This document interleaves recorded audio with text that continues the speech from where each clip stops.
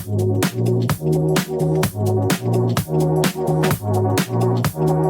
guys, welcome back to my YouTube channel. I'm Karthik Agrawal, and today we're here to talk about an exciting topic.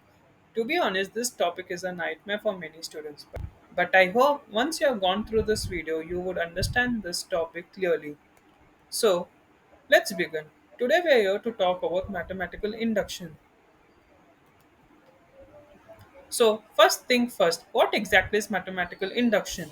It's a powerful method we use to prove that a statement is true for all natural numbers like 1, 2, 3, and so on. Think of it like a domino effect. You prove that the first domino falls and that each one knocks down the next. And just like that, you have the whole chain fallen.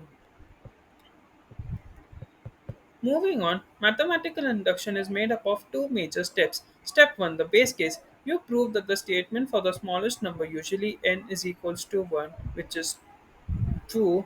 Then, in step 2, you prove that the inductive step. You assume that the statement is true for n is equals to k. That's called the inductive hypothesis. Then you prove that it must also be true for n is equals to k plus 1. If both part works, the statement is true for all natural numbers from the point forward. Now, let me explain with a fun visual. Imagine a finite row of dominoes standing upright. If you push the first one, that's your base case, and if each domino knocks down the next, that's your inductive step. Then all of them fall. That's how induction works. One successful push leads to the unstoppable chain of truth, right? Let's try this method on a classic formula. Prove that 1 plus 2 plus 3 up to n is equals to n into n plus 1 by 2. Let's consider the base case, which is n is equals to 1. Your LHS is equals to 1 and your RHS would be 1 into 1 plus 1 by 2, which is true. Now let's try for inductive step. Here we'll assume that n is equals to k. So the formula would be 1 plus 2 up to k is equals to k into k plus 1 by 2. Now proving that for n is equals to k plus 1, add k plus 1 on both sides. Your LHS would be k into k plus 1 by 2 plus k plus 1, whereas your RHS would be k plus 1 into k plus 2 by 2. So the formula is proven for all n terms. Now, let's try for inequality. Prove that 2 to power n is greater than equal to n plus 1 for all n greater than 1. Let's start with the base case. Here n is equals to 1. So 2 to power 1 is equals to 2, which is greater than equal to 1 plus 1. Hence the base case is proven. Now let's see the inductive hypothesis.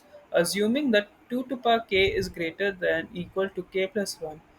So the inductive step would be 2 to power k plus 1 is equals to 2 into 2 to power k greater than or equal to 2 into k plus 1. Since 2 into k plus 1 is greater than k plus 1 for k is greater than equal to 1, hence proven. So the inequality holds true for all natural numbers, hence proved. I hope you all have understood from these two examples. Before we move ahead, let's look at the few common mistakes students often make when using induction. Skipping the base case, don't forget it's crucial. Assuming the result without actually proving it, messy algebra, poor logic in the inductive step, take your time and be precise. Now let's see where it is used. You might be wondering, where is this technique actually used? In mathematics, it is used for proving formulas and sequence. It is also used in computer science for proving recursive algorithms, and it is also used in logic and philosophy as a part of formal reasoning systems. And for course, it appears in competitive exams like Olympiads, JE, mains, advanced, and everything. Let's quickly summarize. We start with the base case, usually n is equals to 1. Then we assume it is true for n is equals to k. Finally, we prove it true for n is equals to k plus 1. That's how induction works. It's simple, right? But it's really important that you all understand it clearly. Before we wrap up, here's a bonus idea: strong induction. It is similar to regular induction, but instead of assuming the statement for just n is equals to k, you assume it for all values less than or equal to k. This is especially helpful in proof involving recurrence like Fibonacci series. Mathematical induction isn't just about numbers, it is about structured thinking. It teaches you how to build logic arguments step by step. The more you practice it, the more confident and sharp your reasoning becomes. And remember, maths is not just a subject, it's a superpower. Thank you for watching. If you have learned this, I would like you to subscribe to this channel and like the video. Thank you.